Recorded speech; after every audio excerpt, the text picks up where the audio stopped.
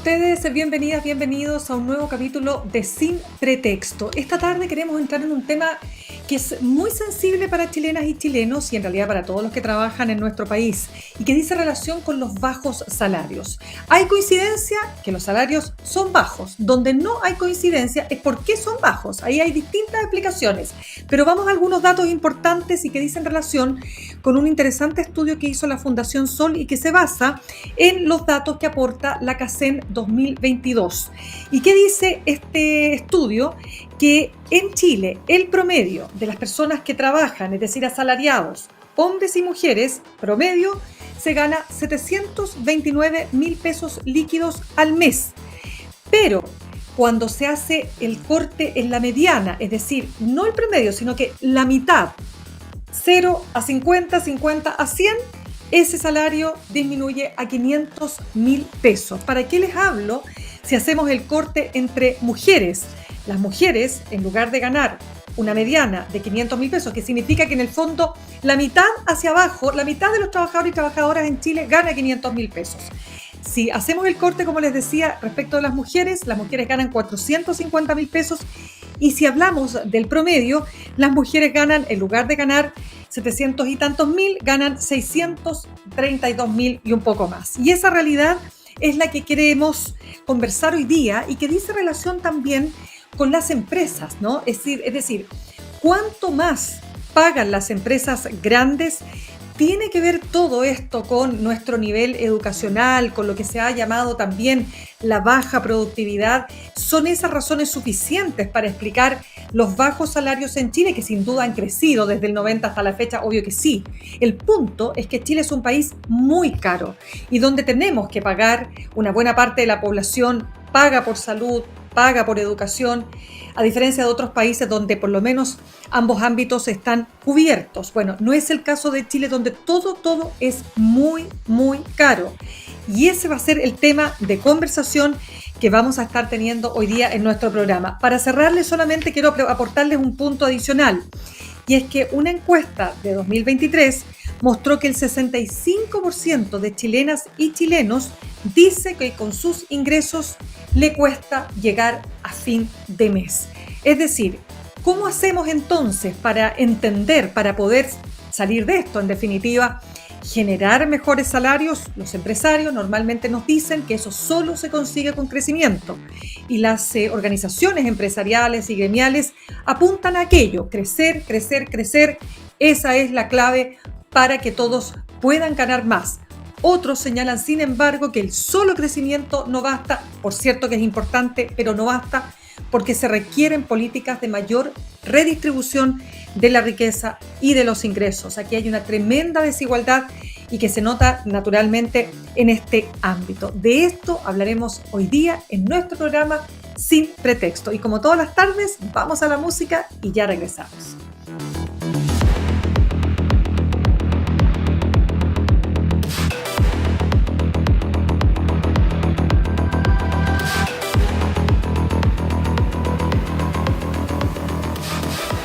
Bien, pues ya estamos de regreso y tal como les decía, con las cifras que se aportó a partir de la encuesta de caracterización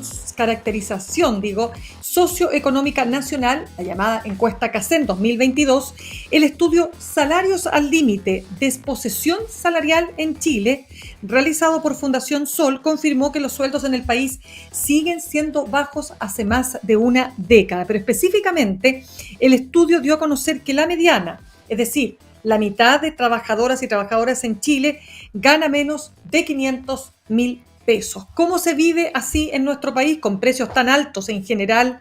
Bueno, y queremos también ahondar en las razones que explican estos bajos salarios. Paso a presentar a nuestra siguiente entrevistada. Quiero invitar entonces a Andrea Sato, investigadora de la Fundación Sol, licenciada en Historia de la USACH, magíster en Sociología de la Modernización de la Universidad de Chile y además se encuentra en Puebla, México. ¿Qué tal, Andrea? Un gusto de tenerte con nosotros. Hola, Mirna, muchas gracias por la invitación. Andrea, quiero saber qué aporta nuevamente este estudio, porque hace rato que venimos diciendo que la mediana de ingresos de los trabajadores y trabajadoras asalariados en Chile no supera los 500.000 pesos. ¿En qué medida este estudio nos viene a reforzar no solo esa idea, sino que a aportar nuevos elementos? Bueno, es claro que es necesario establecer como algo muy certero que los salarios en Chile son bajos y que la fuerza de trabajo en Chile se paga mal, ¿no? En ese sentido, este estudio no solo habla acerca de la realidad inmediata, la fotografía del momento en torno a los salarios actuales, sino que el ejercicio que hemos hecho con Fundación Sol al hacer distintas entregas del seguimiento de los salarios en Chile nos permite observar que hay un estancamiento de los salarios que lo podemos observar desde los 90 hasta ahora. Entonces, lo que aporta este estudio es no solo, insisto, la fotografía del momento, sino que también poder observar de distintas dimensiones qué significan los distintos salarios, no solo algo que podemos conversar más adelante en torno a los hogares, sus ingresos y cubrir bienes y servicios básicos para el desarrollo de la vida, sino que también qué está pasando especialmente con las grandes empresas que tienen grandes utilidades, grandes ganancias y grandes riquezas, pero que eso no se transforma en mejores salarios para los trabajadores y trabajadoras. Entonces, este estudio lo que también muestra y lo que busca evidenciar es la multidimensionalidad que implica los salarios y las distintas formas de observar que finalmente la fuerza de trabajo en Chile está muy desvalorizada y eso se traduce en bajos salarios, en bajos ingresos y especialmente en una pauperización de la vida de los hogares que viven del trabajo. Claro, Andrea, vamos deteniéndonos en varios puntos que tú has mencionado, porque por un lado yo te diría que analizando un poco las cifras desde, hablemoslo así, desde el estallido social a la fecha, no es mucho más lo que ha subido en definitiva la mediana, ¿no? De lo que ganan trabajadoras y trabajadores. Pero quiero primero partir, hagamos primero la radiografía, es decir, la descripción de este fenómeno y después lo explicamos, ¿no? Entonces, ¿qué nos dice esta radiografía de los datos que ustedes lograron precisar o confirmar de lo que ya se venía señalando? Bueno, el dato más decidor es que la mitad de los trabajadores y trabajadoras en Chile ganan menos de 500.000 pesos líquidos. Esto es fundamental para entender que finalmente la mitad de los trabajadores hoy día tienen ingresos por la ocupación principal que están muy cerca de la línea de la pobreza. A nivel descriptivo también lo que podemos observar es que hay bastante similitud en torno a ingresos de la ocupación principal entre, por ejemplo, las pequeñas empresas y las más grandes empresas, ¿no? Observamos, por ejemplo, que las personas tienen salarios bastante similares con las medianas empresas, a pesar de que pueden tener un proceso productivo radicalmente distinto y, por tanto, también ingresos, utilidades y ganancias radicalmente distintos. Eso, por una parte. Lo otro, que es fundamental también, es cómo se observa una persistencia en no solo la brecha salarial entre hombres y mujeres, sino que al observar a nivel de rama productiva, también se observan que las labores más feminizadas tienden a tener salarios e ingresos por ocupación principal mucho más bajos que los empleos vinculados o las ramas productivas vinculados a labores más masculinas. Eso también lo podemos traducir en las diferencias que existen entre las distintas regiones a nivel salarial y a nivel de ingresos. Entonces, para Fundación Sol es fundamental establecer estos criterios, ¿no? No solo el 50% de los trabajadores y trabajadoras y sus ingresos principales, sino que además observarlo a partir de región, a partir de género y a partir de las propias características de las empresas y las ramas productivas. Nos parecen que son dimensiones fundamentales para entender también cuáles son las propias discriminaciones del mundo del trabajo en torno a ingresos, ¿no? No es lo mismo que estemos hablando, por ejemplo, del salario de un ingeniero en minas en regiones de altos niveles salariales, como lo puede ser Antofagasta, que una educadora de párvulos en la región de Valparaíso, ¿no? Entonces, Claro. también esto nos invita a pensar cuáles son estas intersecciones, estos cruces, que implican también que hayan personas que se integran al mundo del trabajo ya con discriminaciones previas, ¿no? Como lo son las mujeres, especialmente en ramas productivas de de la economía que están altamente feminizadas. Sí, Andrea, mira, estoy leyendo algunos datos del estudio que dice que el 55,7% de los trabajadores y trabajadoras gana menos de 500.000 pesos. El 71,1% gana menos de 700.000 líquidos. Y fíjate, es que este dato lo encuentro súper importante, solo el 15,8% gana más de 1.000.000 de pesos líquidos. Siempre estamos hablando de los asalariados, de los que tienen un contrato laboral. Y aquí quiero entrar porque tú decías algo bien interesante. Tú decías que no se ve una gran diferencia entre las pequeñas y grandes empresas. Es más, ustedes determinaron que la diferencia entre una empresa pequeña, es decir, que tiene menos entre 10 y 49 trabajadores, respecto de una que se considera, yo no sé si hablar de mediana, ¿no es cierto? Sí, una que tiene más de 200 trabajadores, alcanza, si los primeros ganan 500.000, los segundos, que están en las medianas, ganan 700.000 líquidos, o sea, los superan solo por 200.000 pesos más. Y perdona que me alargue, pero para cerrarte el punto, ¿por qué te lo planteo? Porque generalmente lo que se dice, ¿no es cierto?, dicen economistas, es que son las grandes empresas las que pagan muchos mejores sueldos. Entonces la pregunta es, ¿hasta dónde eso es así? Bueno, acá hay un debate, ¿no?, que se ha venido arrastrando desde los últimos años, especialmente en el debate de los salarios mínimos. Aquí hay bastantes paradojas y bastantes contradicciones, especialmente desde el mundo salarial, porque cuando hablamos, por ejemplo, de subir salarios mínimos, hay una reticencia y finalmente también una negación a que aumente ese salario mínimo, pero cuando hablamos de las condiciones de trabajo de las grandes empresas, parece ser que los trabajadores y trabajadoras de las grandes empresas tienen grandes ingresos, ¿no? Y en ese sentido, desde Fundación Sol nos parece fundamental establecer la coincidencia necesaria que tiene que haber respecto a actividades productivas con los ingresos. Pongo un ejemplo para entender esta contradicción, ¿no? Vamos a hablar nuevamente, del ingeniero en minas.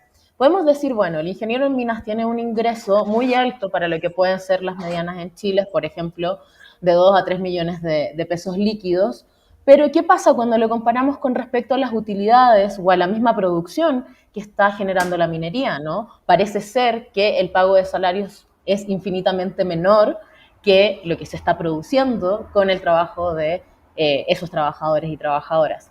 En ese sentido, nos parece fundamental también comprender a las empresas, a las grandes empresas, como deberían ser la punta de lanza de las mejores condiciones laborales y claramente porque, y esto es fundamental, que tú ya lo mencionaste, porque deberíamos pensar en un ejercicio de redistribución efectiva. O sea, estamos hablando de empresas grandes que tienen niveles de utilidad astronómicos versus que pagan salarios bastante similares a las medianas nacionales. Entonces, cuando los empresarios y la derecha empresarial nos dice, bueno, son las grandes empresas y las empresas principalmente privadas las que están dando trabajo y generando mejores condiciones de empleo, bueno, también hay que mirar cuáles son esas condiciones de empleo, porque no solo estamos viendo que los salarios no son mucho más altos, sino que también observamos condiciones de empleo bastante precarizantes para los trabajadores y trabajadoras de grandes empresas privadas. O sea, Sí. hay muchísima externalización, subcontrato, mecanismos también que permiten no tener contratos escriturados o trabajo por temporada. Entonces, aquí también hay que hilar un poco más fino respecto a cuáles son las condiciones que se les va a exigir también a las empresas en torno a las condiciones de sus empleados y empleadas. Sí, conversamos a esta hora con Andrea Sato, ella es investigadora de la Fundación Sol y licenciada en Historia de la USACH y magíster en Sociología de la Modernización de la Universidad de Chile. Andrea, ahora vamos a ir a la explicación de este fenómeno. ¿Por qué? Porque hay varios temas que se plantean para entender por qué los salarios en Chile son bajos. Por un lado, ¿no es cierto?, hay una mirada que dice esto es porque no somos lo suficientemente productivos, porque tenemos un problema de formación y educación, producimos menos, tenemos menos calificación que un trabajador o trabajadora, por ejemplo, de Alemania. Hay un tema con el crecimiento económico. Ojo, dicen los economistas también, hay que observar la informalidad porque en la informalidad, es decir, las personas que no tienen un contrato laboral, hay aún peores ingresos. A ver, te pongo todo esto en un cóctel. ¿Cómo lo ves? Bueno, efectivamente acá una de las razones principales es la escasa dispersión que hay en torno a los salarios. ¿A qué me refiero con esto? Que son muchísimas las personas que están ganando salarios que no alcanzan a reproducir la vida y son muy pocos quienes están con ingresos que superen con creces finalmente la reproducción de los propios hogares. Acá la desigualdad estructural juega un rol fundamental en torno a que no existe este llamado chorreo, que se habló mucho en los 90 y los 2000, no existe este chorreo en torno a procesos productivos. Y acá, desde Fundación Sol, tenemos otros estudios que también demuestran que los trabajadores y trabajadoras, si observamos desde los 80 hasta hoy día, han aumentado su producción de manera sostenida. O sea, si hablamos de que la producción, entendiendo que la producción es la fabricación o generación de mercancía en un tiempo acotado, hoy día observamos que gracias a los procesos de mecanización y modernización, esa mercancía se produce en menos tiempo. Pero este aumento de la producción sostenida que han tenido los trabajadores y trabajadoras chilenos no ha tenido un correlato en torno a su bienestar, sino que finalmente se mantienen con grandes márgenes de producción, pero esto no se ha traducido ni en mejores salarios, ni en reducción efectiva de una jornada o de manera importante de la jornada de trabajo. Entonces lo que estamos observando es que los trabajadores y trabajadoras son cada vez más productivos, pero esto no se evidencia en sus niveles de ingreso. Por otra parte, si observamos a nivel global y en el mapa global, Chile mantiene grandes niveles, o sea, niveles bastante estables de crecimiento, ¿no? La pregunta es, ¿por qué estos niveles de crecimiento o estabilidad en el crecimiento no se traducen en mejoras salariales concretas para los trabajadores y trabajadoras? Y eso lo podemos observar también en estudios anteriores que hemos hecho a partir de estudio de salarios con el Producto Interno Bruto chileno, ¿no? En Chile el Producto Interno Bruto se parece a distintos países principalmente de Europa Oriental, donde los salarios mínimos, por ejemplo, son mucho más altos y pueden ser casi el doble de el salario chileno. Y en ese sentido, Mirna, para nosotros es fundamental la palabra distribución.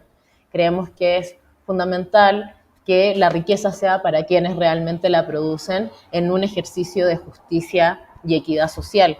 Eh, Creemos que ahí hay algunas claves para observar, ¿no? Como los niveles de productividad, los niveles de crecimiento, establecer una suerte de criterio uniforme entre Producto Interno Bruto del país y los salarios de las personas. Y algo fundamental que también para nosotros es bastante importante es que estos ingresos estén vinculados a los gastos de los hogares.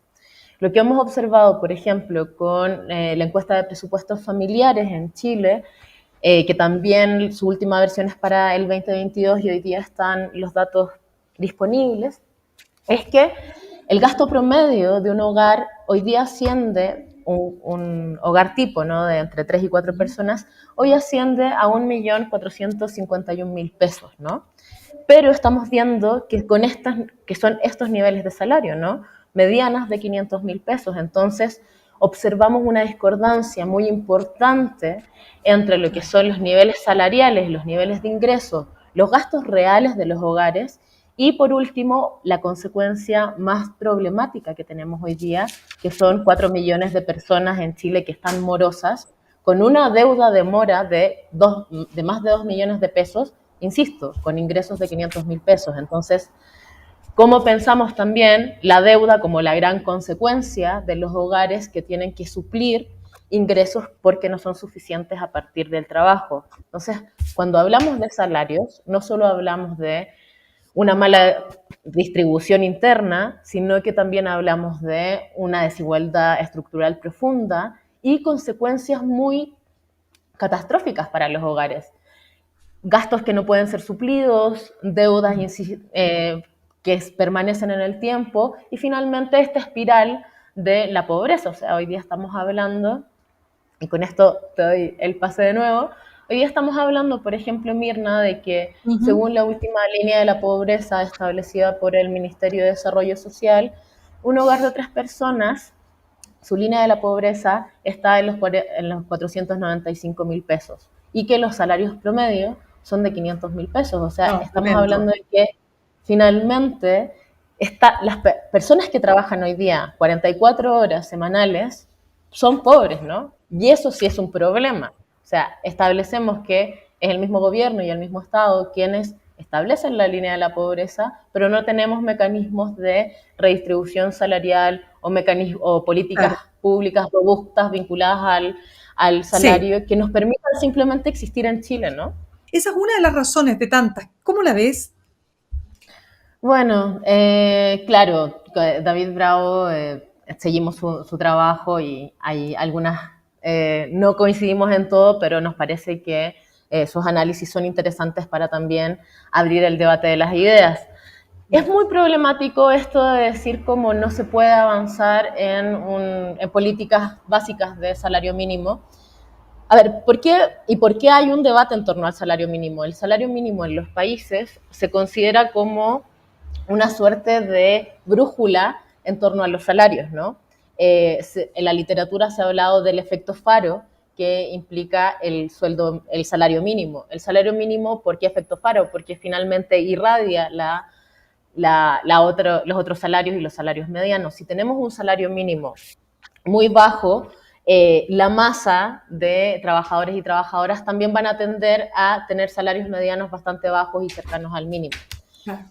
El salario mínimo, el debate del salario mínimo es un debate sumamente complejo, principalmente porque no estamos hablando de 5 personas que lo estén ganando y como lo mencionas, la mayoría está dentro de medianas y pequeñas empresas. Ahora, lo que pasa con el debate del salario mínimo, y que yo creo que Bravo no lo menciona, es que finalmente no hay una política que esté vinculada al crecimiento en Chile. Por ejemplo, en distintos países lo que se hace es vincular el aumento de un salario mínimo no solo con la inflación, sino que también con el crecimiento total del el país, lo que podemos vincular, por ejemplo, al Producto Interno Bruto. Entonces, en Chile hay un debate muy pobre respecto no solo al salario mínimo, sino que a niveles de ingreso en general. Como si recordamos, por ejemplo, los debates, no sé, hace 5 o 6 años se establecía, bueno, a un aumento del salario mínimo de 10.000 pesos. ¿Por qué 10.000 pesos? Nadie entendía, nadie sabía, no tenía vinculado ningún indicador. Hoy Claro. día, por ejemplo, avanzar en una política de salario mínimo que al menos esté en la línea de la pobreza es bastante más interesante porque nos está dando al menos un parámetro y un indicador para debatir suficiencia de los salarios. Pero finalmente nos quedamos en un debate bastante pobre en un contexto donde finalmente nos parecen que las consecuencias macroeconómicas pueden ser catastróficas para la economía, sin pensar que hoy día muchos trabajadores y trabajadoras viven esta catástrofe en sus vidas cotidianas. Desde Fundación Sol hemos pensado muchísimo, tenemos un estudio de finales del año pasado que habla de una propuesta de salario mínimo, de una propuesta que está engarzado no solo a los indicadores de suficiencia, gasto de los hogares, sino que también está engarzado a este propio crecimiento del país. Consideramos que el Correcto. gran problema acá es Ujú. específicamente la poca o inexistente redistribución de la riqueza y por tanto también lo que consideramos es que tampoco existe mecanismos redistributivos reales. No solo estoy hablando de salarios, ¿no? También podemos ir por otra lista que pueden ser como los impuestos y la tributación, ¿no? ¿Por qué los trabajadores y trabajadoras en Chile mantienen cargas impositivas tan altas, principalmente a través del IVA, pero parece que los grandes empresarios no pagan lo mismo que pagan los trabajadores y trabajadoras en torno a impuestos? Entonces, también tenemos un montón de mecanismos que no buscan la redistribución y en ese sentido sí creemos que hay que avanzar con una perspectiva en el trabajador-trabajadora que, Claro. insisto, está viviendo Ujú. las consecuencias catastróficas en este momento Sí. de ingresos bajos. Claro. Andrea, pero para ir cerrando, pero porque obviamente podríamos estar toda la tarde conversando de un tema tan importante, pero al mismo tiempo que tiene tantos elementos, ¿no? En la discusión y en la conversación. Pero tú hablaste del crecimiento económico y hablaste de que los salarios no se han reajustado o no han tenido un crecimiento importante en los últimos 10 años. Y es justamente lo que algunos economistas advierten, de que la economía está estancada. Otros hablan de que el modelo de desarrollo, ¿no es cierto?, ya está superado. Pero en definitiva, si no hay crecimiento, los economistas en general más liberales, ¿no es cierto?, plantean que no hay ninguna posibilidad de tener mejores salarios. Entonces, quizás ese punto respecto de la importancia que para ti tiene el crecimiento económico, porque el crecimiento ha estado bastante pobre, digamos, por no decir muy malo, y por otro lado, el tema de la formación, de la educación. ¿Cómo lo ves también en la posibilidad cierta de poder mejorar los salarios? Bueno, Mirna, ahí nos metemos en un tema que es mucho más complicado de cómo se conforman salarios y su vinculación con la matriz productiva. Y aquí pueden haber coincidencias efectivamente de que la matriz productiva en Chile, que se basa en un modelo primario exportador, no genera empleos de calidad y de altos salarios. Aquí, y ahí nos vamos por otra deriva, ¿no? Como repensar una matriz productiva y un modelo productivo sostenible que también genere y construya buenos empleos. Acá no podemos pensar en, por ejemplo, que la economía, o sea, no podemos esperar que la economía se siga sosteniendo durante los próximos 20, 30, 40 años en el sector servicios o en el sector de exportación. Ahí sí creemos que hay un debate que todavía no se ha tomado seriamente, que tiene que ver con una sostenibilidad de una matriz productiva que esté acorde con también generar mejores ingresos.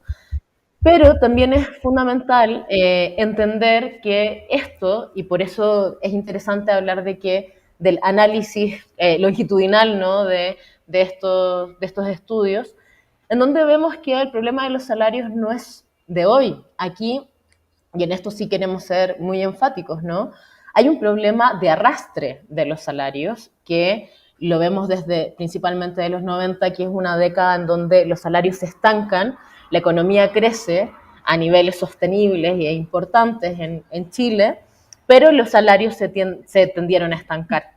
Entonces, lo que estamos enfrentando hoy día no es un problema, por ejemplo, del gobierno de Boric, ni siquiera es un problema como del gobierno de Sebastián Piñera, sino que es algo que se está arrastrando hace décadas y sí creemos que es fundamental que este problema, que insisto, no se lo podemos endosar a ningún gobierno en particular, sino que es más bien como una política estructural de bajos salarios, se tiene que mejorar en algún momento y se tiene que resolver. Mecanismos como, insisto, igualar el salario mínimo a una línea de la pobreza va en un buen camino, pero también es necesario que evidenciemos aquello, ¿no? Que no solo tomemos la fotografía de, bueno, hoy día los salarios están estancados porque el crecimiento ha sido deficiente. Eso también no contribuye a un debate abierto en donde digamos, bueno, esto es un problema de arrastre, ¿no? Y sin con duda. Respecto a la formación, Mirna, y con esto para responderte, aquí también tiene mucho que ver cómo, y lo mencionaste, ¿no?, cómo se ha mercantilizado también la educación superior en un contexto que no está alineado con las necesidades del país, ¿no? Y aquí también podemos entrar en el debate en torno a cuáles son los profesionales y cuáles son los oficios que Chile necesita en un contexto de, ojalá, incipiente industrialización o mecanismos de generar mayor valor agregado a los mismos productos que estamos exportando. El debate de la matriz productiva también es un debate que tenemos que tocar. Absolutamente. Andrea, se nos acabó el tiempo lamentablemente, pero te agradezco muchísimo que nos hayas dado esta entrevista desde Puebla, en México. Andrea Sato, investigadora de Fundación Sol, gracias por haber estado con nosotros esta tarde. Muchas gracias, Mirna. Siempre agradecida de la invitación. Muchas gracias a ti. Y nosotros nos vamos a la música y ya regresamos.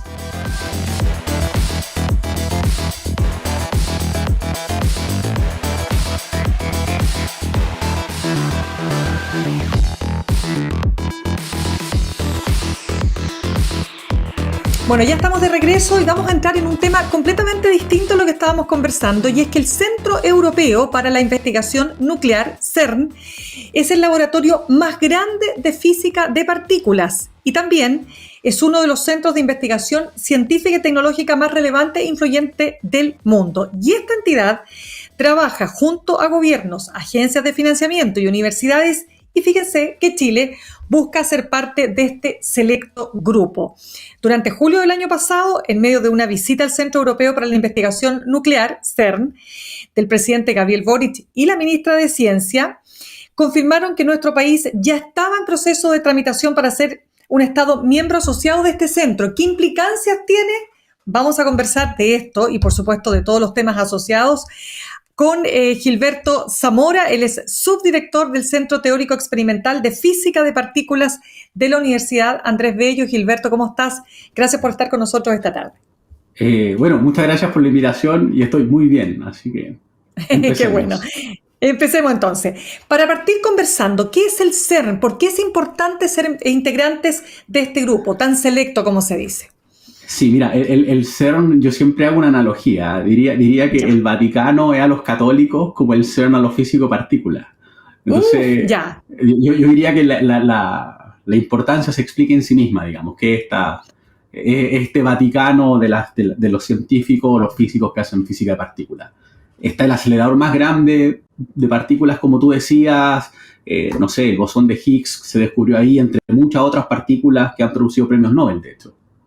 Bueno, de hecho, este centro yo tengo entendido que ha cobrado importancia precisamente por la investigación sobre la materia oscura. A ver, ¿de qué estamos hablando cuando hablamos de la materia oscura? Ayúdanos a entender. Sí, podría decirse que sí, pero en verdad ha sido bastante más importante por otras cosas. A ver, la materia oscura, el problema es que cuando se hacen observaciones astronómicas, tú ves que la rotación de ciertos objetos no se comporta como uno esperaría.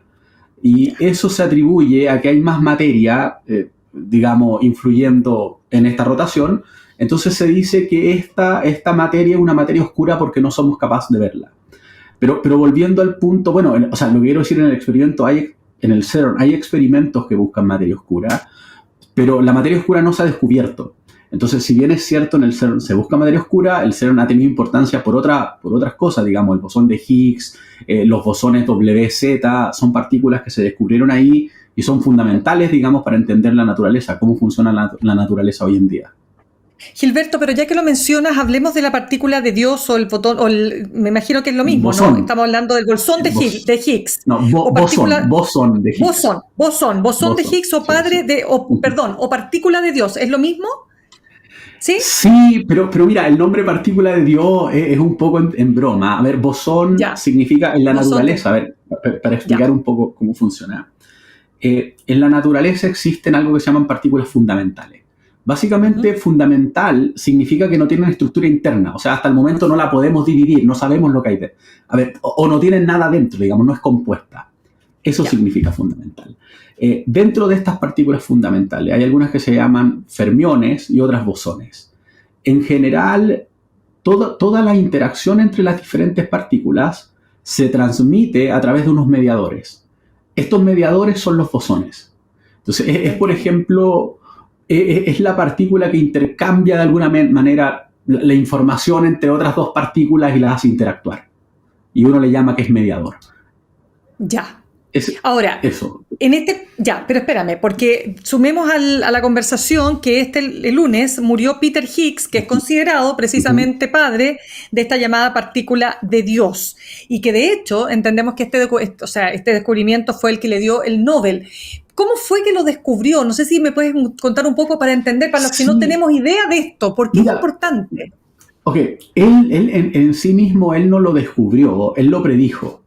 Él hizo básicamente tú podrías dividir la física en dos partes, la teoría y el experimento. Generalmente los experimentos se construyen para demostrar teoría o probar teorías. Entonces él en los 60, digamos, usando herramientas matemáticas, soñando un poco, escribió una teoría o planteó una teoría que para explicar cómo las partículas o el origen de la masa de las partículas se necesitaba el mecanismo de Higgs y en este mecanismo está contenido este bosón de Higgs. Entonces, él lo propuso como una solución teórica. Muchos años después, en ese momento, por supuesto, no estaba la tecnología, y muchos años después en el CERN se creó, bueno, el Gran Colisionador de Hadrones, donde esta partícula se buscó y apareció. Entonces, él recibió el premio Nobel por esta predicción teórica, del bosón de Higgs, pero él no fue quien lo encontró, digamos. El mérito de él es incluso, yo diría, más sorprendente porque él lo predijo con papel y lápiz. Mira, ya, pero para entender aún más, porque tú eres físico, estás acostumbrado a estos temas, pero para todos los mortales como yo, que no sabemos para qué sirve esto, ¿para qué nos sirve? Ya, mira, la teoría física más exitosa hasta hoy día es algo que se llama el modelo estándar, que es el que explica cómo funcionan 3 fuerzas de la naturaleza. En la naturaleza hay 4 fuerzas: la gravedad, el electromagnetismo, una que se llama nuclear débil y otra que se llama nuclear fuerte. El modelo estándar es capaz de explicar el electromagnetismo, la nuclear débil y la nuclear fuerte. Pero en el modelo estándar, las partículas originalmente no tienen masa. O sea, el electrón no tiene masa. Uno hoy día sabe que la masa del electrón es 0,511 megaelectronvolt, pero en esta teoría cruda, digamos, desnuda, no tiene masa. Entonces, se necesita crear un mecanismo a través de interacción con otras partículas que se transforme o le proporcione masa a este electrón en este contexto teórico. Ese mecanismo es el mecanismo de Higgs y se hace a través de este bosón de Higgs. Entonces, digamos que sin este mecanismo las partículas no tendrían masa y no podríamos explicar por qué tienen masa, digamos. Él explicó eso. Te entiendo. Ahora bien, volviendo al tema original que dice relación con esta posibilidad de ser parte de este organismo CERN, ¿cuáles son las posibilidades que tenemos y qué pasaría para nosotros? ¿En qué medida nos ayuda como país a nuestro propio desarrollo científico y tecnológico el ser parte de este organismo? Ya, ok. Para partir por el principio, digamos, yo creo que las posibilidades de ser Estado asociado son muy buenas. De hecho, Chile yo creo que es un candidato serio, dado el hecho que ha demostrado a través del tiempo que puede hacer las cosas bien. Por ejemplo, si tú comparas Chile con países europeos de un ingreso per cápita similar, Chile es casi el único que ha desarrollado hardware para el CERN. O sea, lo hicimos muy bien. Ahora, dado que Chile lo hizo muy bien, es un candidato serio. Ahora, ¿qué tan serio? Los científicos podemos tener muchas ganas, pero se necesita una decisión a nivel de Estado, ¿cierto? De gobierno, porque si tú te comprometes tienes que aportar recursos, digamos, de aquí hacia adelante. Ahora, ¿qué implican esos recursos? Digamos, no es solo para científicos. Por ejemplo, cuando tú eres Estado asociado, una posibilidad que yo encuentro muy interesante, y no solo tiene que ver con nosotros los científicos, sino que tiene que ver con la posibilidad de desarrollar Chile. En Chile la industria es bastante poco desarrollada, digamos, o sea, generalmente vivimos de materias primas y otras cosas. Claro. Del dinero que Chile aporte para participar en el CERN, eso permite que empresas chilenas puedan participar en licitaciones, que generalmente pueden ser licitaciones asociadas a tecnología, etc. O sea, empresas chilenas podrían proporcionar tecnología, entonces ese dinero volvería a Chile. El punto es que, por ejemplo, un país pequeño como Chile, digamos, pone $2 millones al año, que es muy poco. O sea, al ser de verdad $2 millones, yo creo que a lo mejor no pagan seguro no pagan la cuenta de electricidad. Entonces, pero ¿qué nos permite a nosotros que quizás pequeñas empresas que hacen tecnología puedan participar en esto? Porque, por ejemplo, a una empresa grande no le va a interesar. O sea, para ellos no es negocio una licitación de $200.000. Pero sí te permite que pequeñas empresas o startups puedan competir y participar en esto. Claro, y eso podría implicar, ¿no es cierto?, un mayor impulso precisamente a estas empresas. Ahora estamos conversando a esta hora con Gilberto Zamora, subdirector del Centro Teórico Experimental de Física de Partículas de la Universidad Andrés Bello. Ahora, entendemos que ya distintas entidades chilenas han colaborado con este centro, específicamente las universidades, ¿no es así?